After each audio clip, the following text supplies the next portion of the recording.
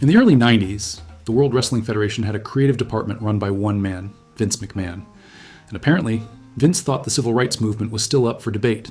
This wasn't just bad gimmickry, it was racial cosplay. Today's episode kicks off our new series with a brutal dive into one of the most dehumanizing gimmicks ever televised, Saba Simba. Or, as Tony Atlas might call it, the day I became a National Geographic documentary. You want cringe? You want real backstage humiliation? You want cultural erasure in spandex? Let's talk about the human safari that was Saba Simba. In 1990, Tony Atlas was a veteran. He'd made his name in the 70s and 80s as one of the first black men to be pushed in WWF. He was Mr. USA, a champion bodybuilder, and a tag team champion with Rocky Johnson. But by 1990, Atlas had hit rock bottom. Homeless, struggling with drug addiction, and sleeping in his car. That's when Vince called. And instead of giving him a legend send-off or even a manager role, Vince said, "We've got something for you. We're calling it Saba Simba." Atlas himself would talk about the conversation he had had with Vince during his interview on Hannibal TV in 2017. Atlas asked, "What does it mean?" Vince allegedly replied, "It means 7 lions in Swahili." It doesn't, not even close.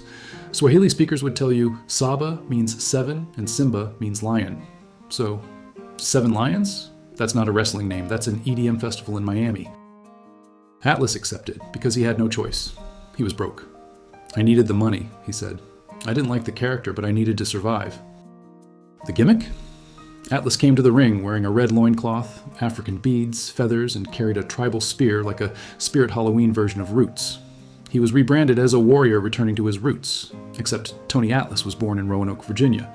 His African heritage was never a character trait before this, but now Vince wanted him dancing and grunting like it was a damn National Geographic rerun.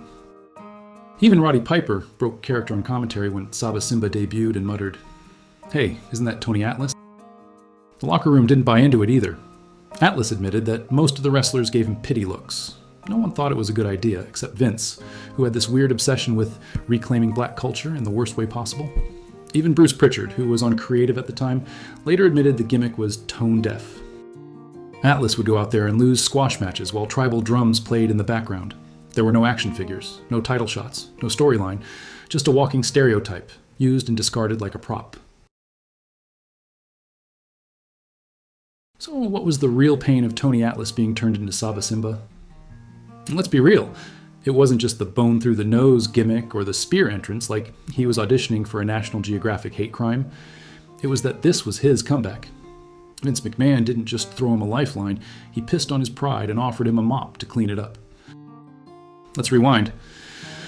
Atlas was once Mr. USA, a jacked-up bodybuilder with legit charisma, tag gold with Rocky Johnson and front-page WWE visibility in the early 80s.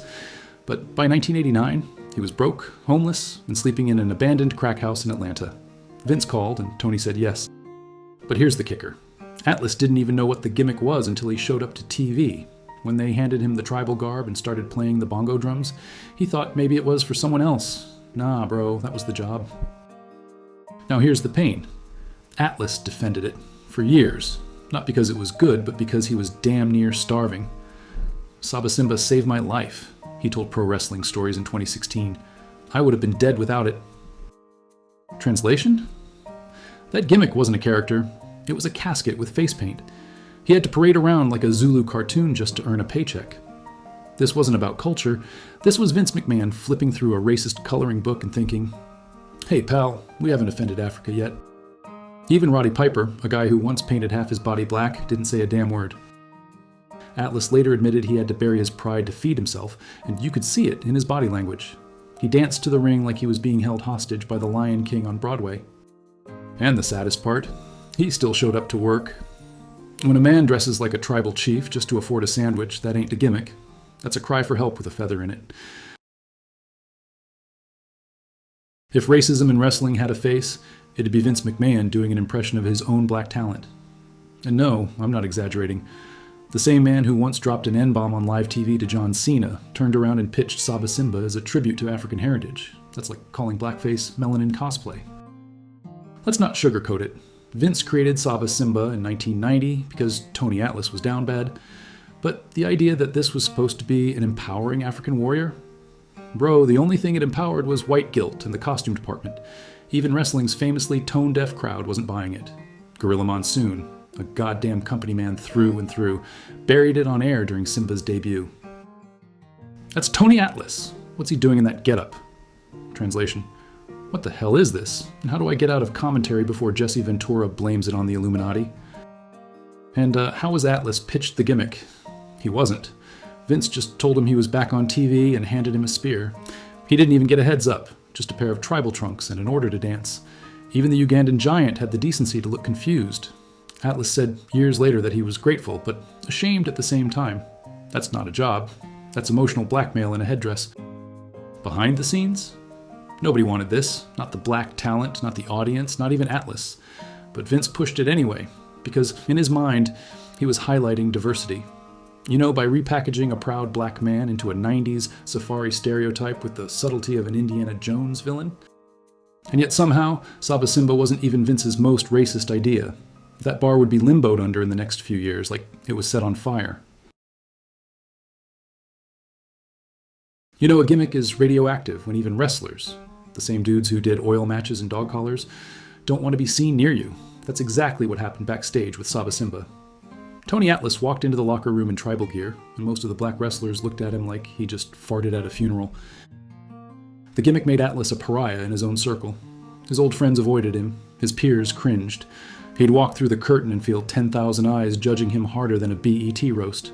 And through it all, he kept performing. Not because he believed in the character, but because homelessness was worse than humiliation.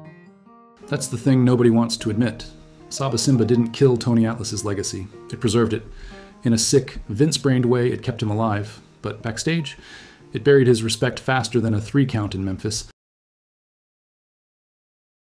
Saba Simba didn't go out with a bang. He just quietly disappeared, like Vince hoped we'd all forget he ever told a black man to wear beads and dance to tribal drums like it was Roots on Ice.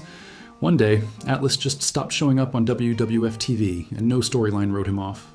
No feud, no angle, not even a Heenan insult.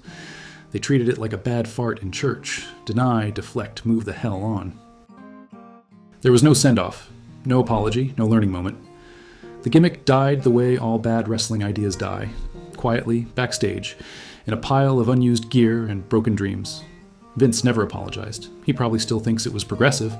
And Tony Atlas? He survived it, which, in wrestling, is the closest thing you get to a happy ending. So there it is.